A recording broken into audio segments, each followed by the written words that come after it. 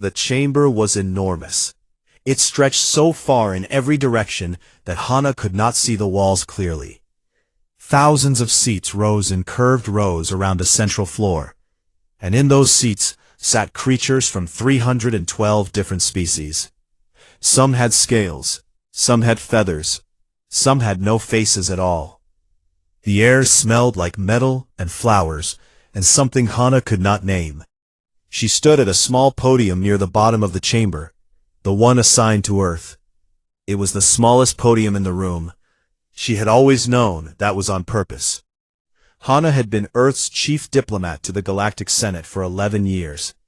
She was a quiet woman with dark hair and calm eyes, and she had learned long ago that the galaxy did not respect loud voices. It respected power, and Earth, in the eyes of the Senate, had very little of it. Humanity had only been part of this community for 40 years. Most species here had been members for thousands. She noticed something today that made her stomach tight. The seats around Earth's section were empty. The delegations that usually sat nearby had moved to other areas. It was like they already knew what was coming and did not want to be close when it happened. Speaker Olwin called the session to order. He was tall, even by alien standards, with a body covered in short silver feathers, and a sharp beak that clicked when he spoke. His voice filled the chamber without effort. He had led the Senate for 60 years, and he was used to being obeyed. Today he looked pleased with himself, and that made Hana's stomach tighten even more. The motion was read aloud by a Senate clerk. The words were formal and cold. Permanent banishment of species number 3117, known as Terran or human, from all Galactic Senate territories, trade routes, and communication networks. The charges were listed one by one. Aggressive expansion, a disturbing military culture, refusal to submit weapons technology for Senate audit. And the final charge, the one Hana knew was the real reason behind all of this: biological adaptability. Several species had formally called humanity a long-term existential threat, simply because humans could survive almost anywhere. Hana was given 5 minutes to speak. She stepped forward and looked up at the thousands of faces watching her. Some looked bored. Some looked curious. Most looked like they had already made up their minds. She spoke clearly and without emotion. She reminded the Senate that Earth had followed every trade law, that humanity had never started a war with any species, that human doctors and scientists had freely shared medical and agricultural technology with 12 different worlds. She asked a simple question: what crime had Earth actually committed? The chamber was quiet for a moment after she finished. Then Speaker Olwin thanked her for her statement and called for the vote. It did not take long. The numbers appeared on the central display, one by one. 297 in favor of banishment, 8 against, 7 abstentions. The result was overwhelming. It was not even close. Hana watched the numbers settle on the screen. She felt the weight of them press against her chest. 312 species, and almost all of them had decided that humanity did not belong. She took a slow breath. She picked up her datapad from the podium. She straightened her jacket. And then she bowed, because that was the human way, even when the people you were bowing to did not deserve it. She said only one thing before she left. Her voice was steady and carried across the silent chamber. I will relay your decision. I hope you have considered what comes after. No one reacted. A few delegates looked at each other with mild confusion. What could a banished species possibly do? Humanity had 60 ships, maybe fewer. They were young, they were small, they were gone. Only one person in the chamber felt something different. Delegate Mirath sat in her seat near the middle rows. She was reptilian, with green-gold scales and eyes that never blinked. She had voted against the banishment. Now she watched Hana walk out of the chamber with her back straight and her head held level.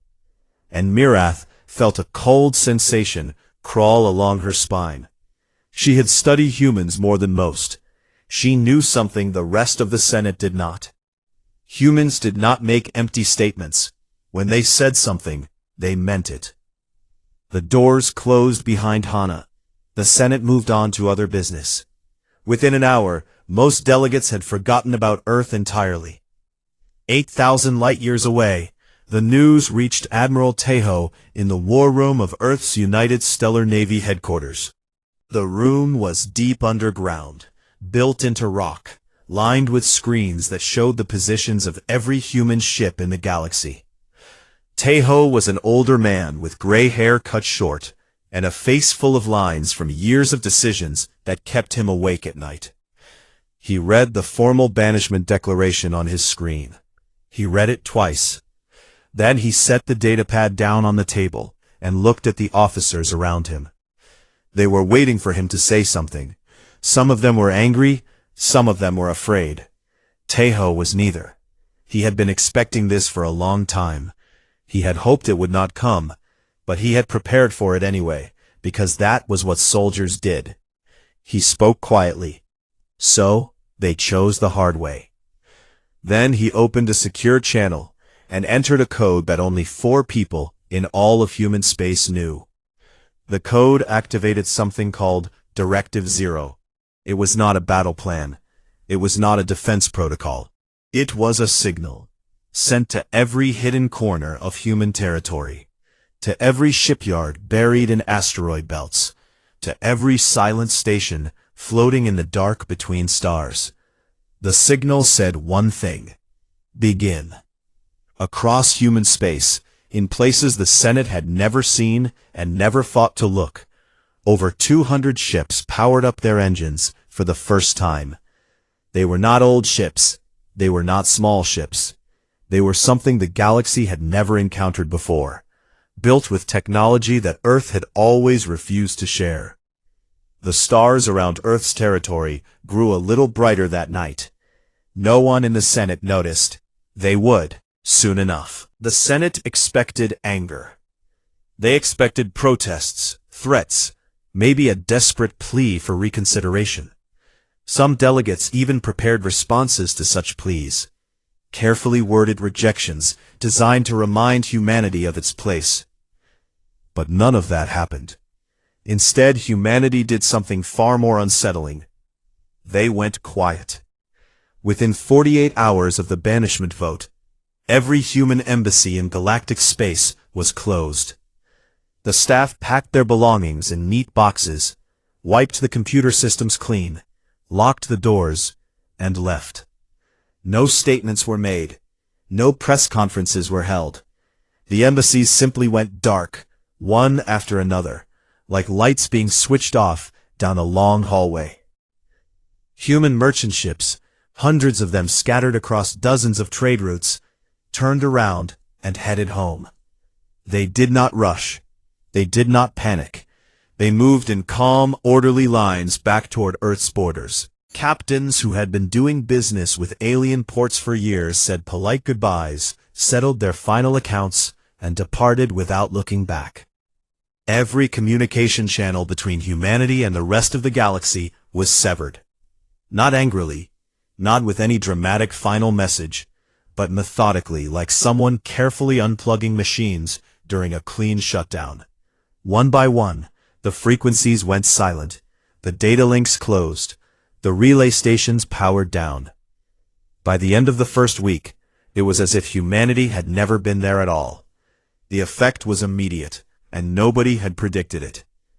Dozens of species suddenly realized how deeply human technology, knowledge, and labor had been woven into their daily lives. It had happened so gradually over 40 years that no one had noticed how much they depended on it. Medical stations on 9 different worlds began running out of pharmaceutical compounds that only human laboratories produced. 3 species lost access to a dangerous shipping corridor through a nebula that only human navigators knew how to fly safely. A farming world called Tessera, which Earth had been quietly helping to terraform for 15 years, saw its first crop failures within 3 weeks. The soil treatment stopped, the weather adjustment satellites went offline. The human agricultural engineers who had been living there for a decade were gone. Speaker Olwin addressed the Senate about these disruptions. He stood at his tall podium with his silver feathers neatly groomed and his voice full of confidence. He called the problems temporary withdrawal symptoms. He said replacements for human technology and expertise would be found quickly. He reminded the Senate that the galaxy had existed for billions of years before humanity arrived, and would continue just fine without them. Privately, his aides were less confident. A transport hub that relied on human-designed software was experiencing system failures. A species in the outer regions had been receiving free medical aid from a human charity organization that no longer existed. The economic models were showing unexpected drops in trade volume across 17 sectors. But Olwin was a politician, and politicians did not show doubt. He buried the reports and moved on. Far from the Senate, aboard the human flagship called the Horizon, Captain Hana was overseeing the real operation. Hana was a woman in her early 40s with sharp features and a way of standing perfectly still that made people around her feel both safe and nervous at the same time. She had commanded the Horizon for 6 years, and her crew trusted her with their lives without hesitation. Humanity was not just withdrawing, they were preparing. Lieutenant Jisoo stood beside Hana on the bridge, pulling up intelligence reports on the main display. Jisoo was younger, quick with technology, and had a talent for electronic warfare that bordered on art. She showed Hana the latest pictures from long-range sensors. The Senate's enforcement fleet, commanded by High Commander Velun, was assembling near the human border. 400 ships, organized into battle groups, moving slowly but steadily toward Earth's territory. Their official mission was inspection and enforcement. They were supposed to make sure humanity was complying with the banishment and not placing military assets in neutral zones. But everyone knew the real purpose. It was intimidation, a massive show of force to keep humanity scared and boxed in, while the Senate figured out what to do next. Hana studied the fleet positions without expression. She asked Jisoo how long before they reached the buffer zone. Jisoo said 6 weeks, maybe 5 if they pushed their engines. Hana nodded and called for Sujin. Sujin arrived on the bridge quietly, the way she always did. She was an intelligence analyst, and she had a gift for knowing things before anyone else did. She carried a datapad with information that changed everything. The Senate did not just want Earth gone, Sujin explained. Several powerful species on the Council were already drafting plans to divide up Earth's former trade routes and colonial mining rights among themselves. The asteroid belts that humanity had been mining for rare metals, the shipping lanes that human engineers had mapped, the terraforming projects that human scientists had started, all of it was being carved up like a meal. The banishment had never been about fear or safety. The galaxy wanted what humanity had built, and the easiest way to take it was to kick the builders out first. Hana listened to all of this without a word. When Sujin finished, Hana thanked her and turned back to the main display showing the Senate fleet creeping closer to human space. That evening, Admiral Tejo contacted the Horizon through a secure channel that the Senate did not know existed. His face appeared on Hana's private screen, calm and steady as always. He told her that Directive Zero was fully active. Every human civilian was behind the border. Every military asset was in position. Every hidden shipyard had completed its work. He told her the next phase was ready. And then he said something that Hana would remember for the rest of her life. When they come, and they will come, we do not fire first, but we fire last. She closed the channel and sat alone on the bridge for a long time, watching the stars. Somewhere in Senate space, Delegate Mirath sat in her quarters and tried to send a private message to Dr. Hana. She wanted to warn her about the fleet. She wanted to tell her that not everyone in the Senate agreed with what was happening. She typed the message carefully and sent it. It bounced back immediately. The channel was dead. Every human channel was dead. Mirath stared at the failed message on her screen and felt that cold sensation along her spine again. The silence from Earth was not weakness. It was not surrender. It was the sound of something very large and very dangerous, holding its breath. 6 weeks after the banishment, High Commander Valen stood on the bridge of his flagship, the Authority of Palon, and looked at the stars ahead with satisfaction. His fleet stretched behind him in perfect formation. 400 warships, drawn from the combined navies of 18 species, each one armed and ready.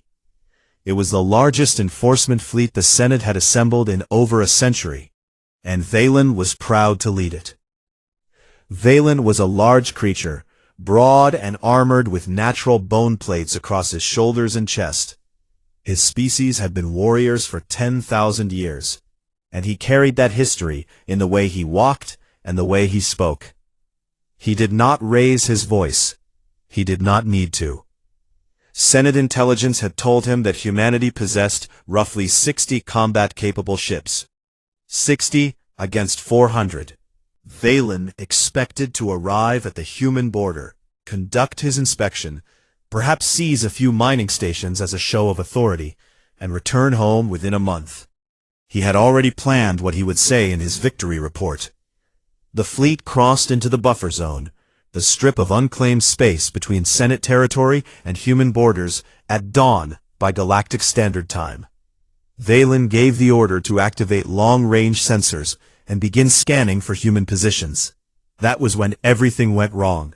Every sensor on every ship in the fleet went blind at the same moment. Screens filled with static. Navigation systems spun in circles. Communication between ships became broken and unreliable. Officers shouted reports at each other across bridges that had suddenly gone deaf and dumb. 400 warships, the pride of the Galactic Senate, were stumbling through space like blind animals. Aboard the Horizon, Lieutenant Jisoo watched her own screens with a small, satisfied smile. Human electronic warfare technology was something the Senate had never been allowed to see. They had asked for it during audits. They had demanded it. Earth had always said no. Now the Senate was learning why. The jamming field covered the entire buffer zone. It was not a wall or a shield. It was more like a fog, thick and invisible, scrambling every sensor frequency the Senate used. Jisoo had spent 3 years perfecting it. She was very good at her job. Captain Yuna stood in the center of the Horizon's bridge, watching the chaos unfold on the tactical display. Her face showed nothing. She had been waiting for this moment for weeks, running simulations, checking positions, making sure every piece was exactly where it needed to be. Now, it was time. She gave a quiet order. Jisoo nodded and opened a single narrow corridor through the jamming field, like parting a curtain just enough to see through. The interference cleared in one direction only, aimed straight at the Senate fleet, giving them a clear view of what lay ahead. Valen's sensors came back to life in that one corridor. His officers rushed to read the data, and then the bridge of the Authority of Palon went very, very quiet. The screens showed ships, human ships, not 60, not 100, over 900 warships sat in perfect formation along the human border, arranged in layered defensive lines that stretched farther than the Senate fleet's sensors could reach. They were sleek and dark, built with angles and materials that Valen had never seen before. Many of them were enormous, far larger than anything Senate intelligence had ever reported. Valen stared at the display. His first officer asked him for orders. He did not answer immediately. He was trying to understand what he was seeing. Where had these ships come from? How had humanity built them without anyone knowing? The answer was simple, though Valen would not learn it for some time. Humanity had been building in secret for decades. Shipyards hidden inside hollowed-out asteroids, construction platforms drifting in the dark spaces between star systems, where no one ever looked. Ships designed from the hull up to be invisible to every type of galactic sensor technology. Directive Zero had not been a plan made in response to the banishment. It was a project that had been running for 30 years. The banishment had simply been the signal to reveal it. A communication channel opened. A single frequency, clear and strong, cutting through what remained of the jamming field. Captain Yuna's face appeared on Valen's screen. She was sitting in her command chair, with her hands folded calmly in front of her. Behind her, the bridge of the horizon was quiet and organized. No one on her crew looked worried. She spoke in a voice that was polite and absolutely cold. "High Commander, you are currently inside the buffer zone between Senate space and sovereign human territory. You have not been invited. You have not been granted passage. You have 60 minutes to withdraw your fleet to Senate borders. This is not a negotiation." Valen recovered himself. He was a warrior after all, and warriors did not show fear. He straightened his massive frame and demanded to speak with Earth's government. He wanted politicians. He wanted people he could threaten and pressure and outmaneuver. Yuna's expression did not change. "You banished Earth's government from your systems. You are now speaking to Earth's military. We operate under different rules." Valen felt something shift inside the bridge, a change in the atmosphere that had nothing to do with the air systems. His officers were afraid. He could see it in the way they gripped their consoles and avoided his eyes. While Valen struggled with his decision, something was already happening behind his fleet. Sergeant Dohan and a team of 12 Marines had launched from the horizon hours earlier in stealth pods. Tiny craft, no bigger than escape capsules, completely invisible to Senate sensors. They had drifted silently through the buffer zone, past the entire Senate fleet, and positioned themselves behind Valen's rear guard. Dohan was a compact man with thick arms and a face that looked like it had been carved from stone. He did not talk much. He did not need to. His team moved like shadows. 3 Senate sensor relay stations sat at the back of the fleet, large platforms that handled all long-range communication between Valen and the Senate back home. Dohan's team boarded all 3 simultaneously. They moved through the stations with terrifying speed and precision, disabling systems, locking out operators, and cutting every communication line connecting Valen to his superiors. It took them 11 minutes. Senate military analysts had estimated that such an operation, boarding and disabling 3 hardened relay stations at the same time, would require at least 200 soldiers and several hours. Dohan did it with 12 people in less than a quarter of an hour. Valen received the report that his communications were down. He could no longer contact the Senate. He could not call for reinforcements.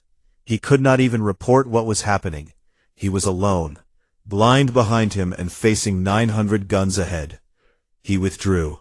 There was no other choice. The great enforcement fleet of the Galactic Senate turned around and limped back across the buffer zone in complete disarray. Ships bumped sensor ranges against each other. Formation was lost. Pride was shattered. Yuna watched them go. She did not smile. She did not celebrate. She simply turned to Jisoo and said, "Secure the corridor. Stand down to alert level 2. Then she left the bridge to write her report. Back on the Senate homeworld, Speaker Olwin received Valen's report hours later, once communication was finally restored through backup channels. He read it in his private office, alone. 900 ships. Electronic warfare beyond anything in the Senate's database. A marine operation that should have been impossible. Olwin set the report down and sat in silence for a long time. For the first time in his 200-year career, he felt something he did not recognize at first, because he had never experienced it before. Real, deep, bone-level fear. And it was just the beginning. The Galactic Senate had not experienced chaos like this in living memory. The great chamber on Palon, which had always been a place of order and ceremony, now sounded like a marketplace during a storm. Delegates shouted over each other. Accusations flew across the room like weapons.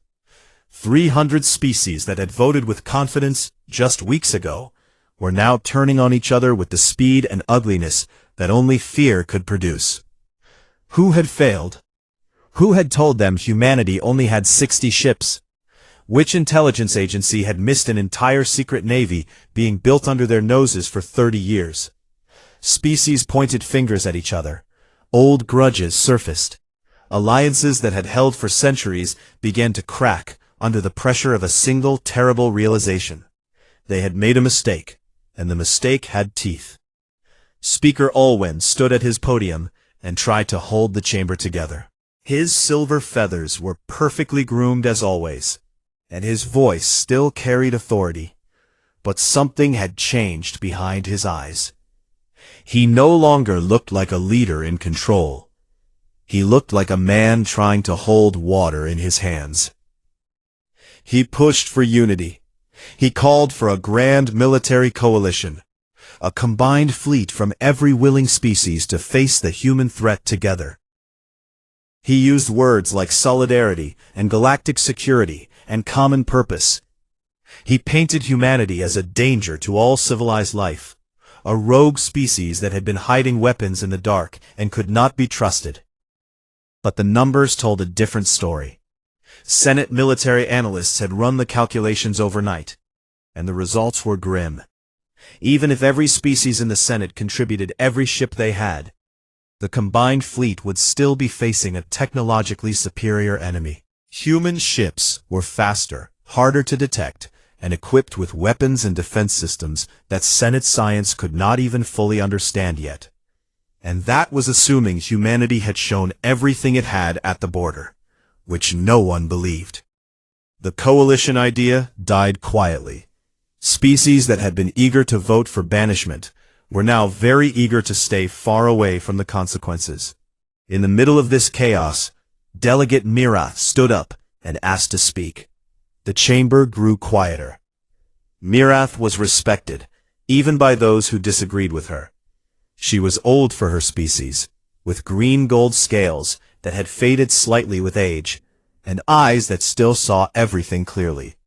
She did not shout, she did not accuse, she simply stated facts in a voice that cut through the noise like a blade through cloth. Humanity had never violated a single treaty. Humanity had never fired a weapon at another species. In 40 years of membership, humans had contributed more medical technology, more agricultural aid, and more scientific knowledge to the galactic community than some species had contributed in 400 years. They had asked for very little in return. They had followed every rule. And what had the Senate done? The Senate had banished them. Not because they broke laws, not because they threatened anyone, but because they were different, because they were adaptable, because they grew too fast, and because some species wanted to take what they had built. Mirath looked directly at Olwin when she said her final words. We did not banish a threat. We created one, and now we must deal with what we have made. The chamber was silent when she sat down. It was the kind of silence that comes when everyone knows something true has been said, and no one wants to be the first to admit it. Reluctantly, painfully, the Senate agreed to send a diplomatic delegation to request talks with Earth. The request was sent on open channels because every private channel was still dark. The message went out into the void, and the Senate waited, feeling small for the first time. The response came 12 hours later. It did not come from Dr. Hana. It came from Admiral Tejo. His message was brief and direct. He agreed to meet, but the meeting would happen on humanity's terms. The location would be a neutral station in the buffer zone, a small outpost that had been abandoned years ago. Earth would send one ship. The Senate could send one ship. No escorts, no guards, no hidden fleets. Any violation of these terms would end the talks permanently. The Senate had no choice but to agree. The meeting took place 3 days later. The station was cold and dimly lit, a forgotten place floating in empty space. Speaker Olwin and Delegate Mirath arrived representing the Senate. Admiral Tejo and Dr. Hana arrived representing Earth. The four of them sat across from each other at a bare metal table in a room with no decorations and no windows. The contrast between the two sides was striking. Olwin tried to look composed, but his feathers were not as neat as usual, and his eyes kept moving. Mirath sat still and watched everything. On the other side, Admiral Tejo looked like a man who had been waiting for this exact moment for 30 years. He was calm in a way that went beyond patience.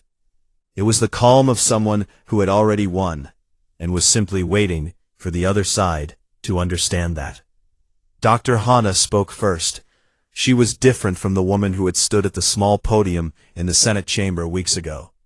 What remained was precision and iron.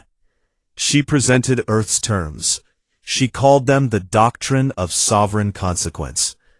And she read each one clearly, making sure every word was understood. First, Earth accepted the banishment permanently. Humanity did not wish to return to the Senate. This was not a request to come back. Those days were over. Second, all former human trade routes, territories, mining operations, and assets would be recognized as sovereign human domain. Everything humanity had built belonged to humanity. No Senate species would touch it. Third, any Senate military vessel entering the buffer zone without explicit human authorization would be considered a hostile act and treated accordingly. Fourth, humanity would establish independent trade agreements with any species that wished to deal with them directly, outside the Senate framework. The Senate's monopoly on galactic trade was finished. The Senate would issue a formal, public acknowledgement that the banishment of Earth was conducted without legal cause. Olwen's feathers flattened against his body when he heard the fifth term. A public acknowledgement of wrongdoing would be a humiliation without equal in Senate history. It would destroy the institution's authority.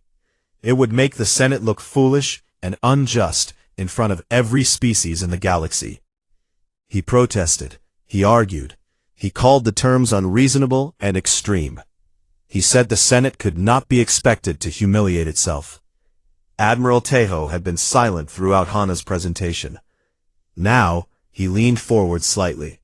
His movement was small, but it changed the weight of the entire room. He looked at Olwen with eyes that held no anger, no hatred, and no mercy. He spoke quietly. Speaker, you had the option of living with us as partners. You chose to make us outsiders. These are the rules outsiders play by. You should be grateful we are offering rules at all. The room was still. Olwen opened his beak to respond, but found he had nothing to say. For the first time in his long career, words failed him completely. Hana placed a datapad on the table, containing the full text of the doctrine. She told them they had 30 days to respond. Then she stood, followed by Tejo, and they walked out of the room without looking back. Mirath watched them go. She noticed that neither human had raised their voice during the entire meeting. They had not threatened. They had not boasted. They had simply laid out the new reality and left the Senate to deal with it. She picked up the datapad and began reading the full document.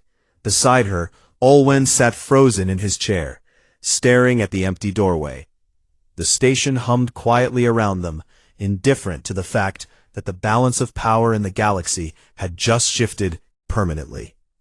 The 30-day clock started ticking, and somewhere in human space, 900 ships waited in the dark, patient and ready, like wolves watching a campfire burn down to embers.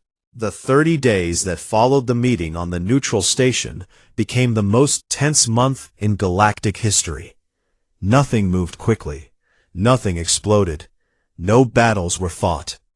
But beneath the surface, the galaxy was breaking apart like ice on a warming river, slowly at first, And then, all at once. Behind closed doors, the Senate was fracturing. 12 species had already made secret contact with Earth to negotiate independent trade deals. They did it quietly, through back channels and coded messages, because they were afraid of what the Senate would do if it found out. But they were more afraid of what would happen if they did not secure access to human technology and resources before everyone else did. Fear of being left behind was stronger than fear of punishment, and humanity had counted on exactly that. More species followed every day. Some wanted medicine. Some wanted navigation data for dangerous trade routes. Some simply wanted to be on the right side of whatever was coming next. The Senate's unity, which had always been more of an agreement than a belief, was crumbling like old stone. Speaker Olwin watched this happening and felt the ground shifting beneath his feet. He had spent his entire career building power through consensus and control. Now, both were slipping away from him, and he could not stop it with speeches or votes. The situation required something more desperate. In the third week of the 30-day period, Olwin made a decision that would end his career. He authorized a covert military operation, a small task force, just 15 ships, crewed by officers loyal to him personally, would slip into the buffer zone and destroy a human border outpost. The attack would be deniable. No Senate markings on the ships. The goal was simple and ruthless.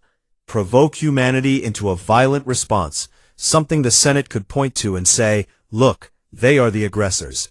Use that response to rally the fractured Senate back together against a common enemy. It was the plan of a desperate man, and desperate plans have a way of failing badly. Sujin caught it.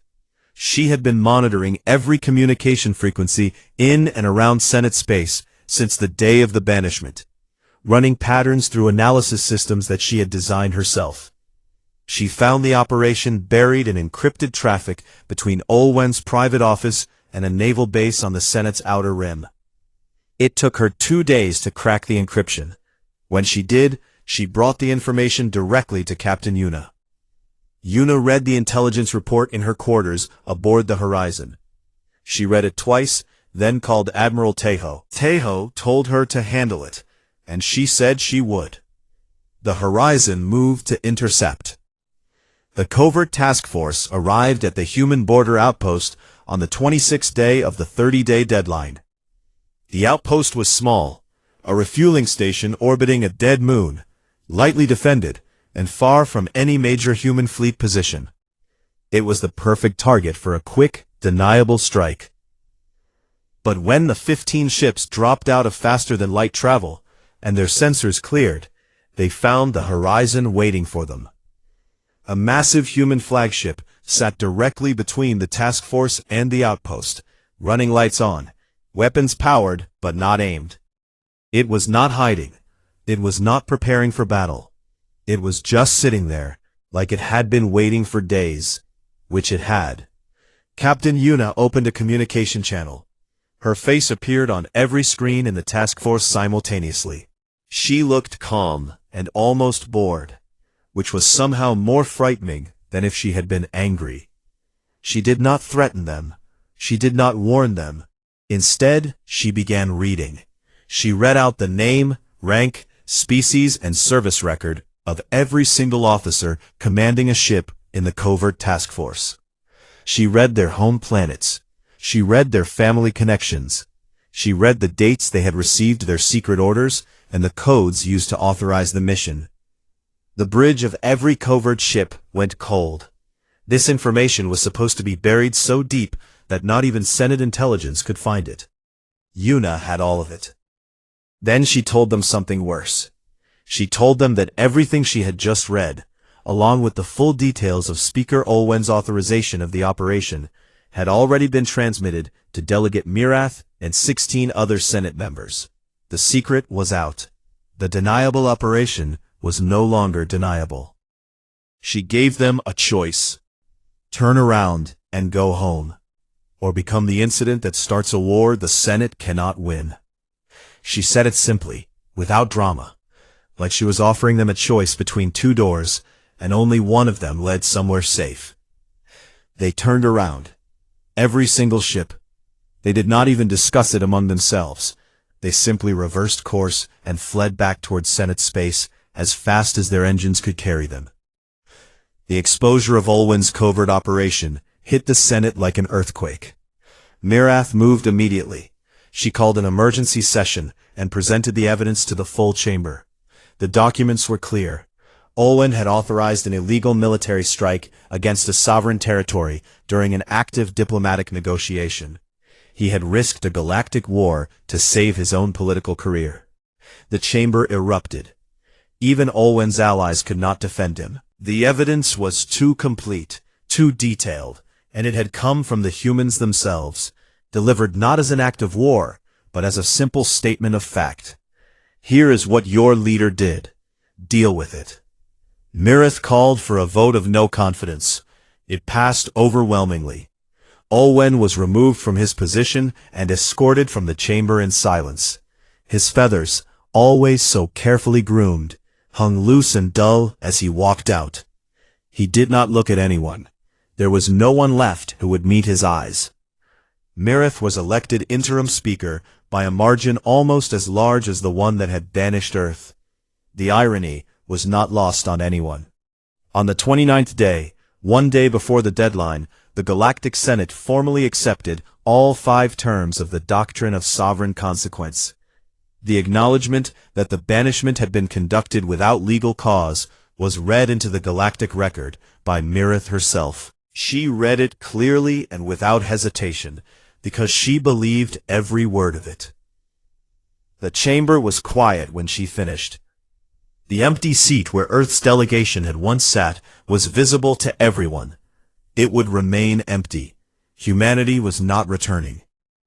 In her office on Earth, Dr. Hana watched the broadcast of the Senate's acceptance on a small screen.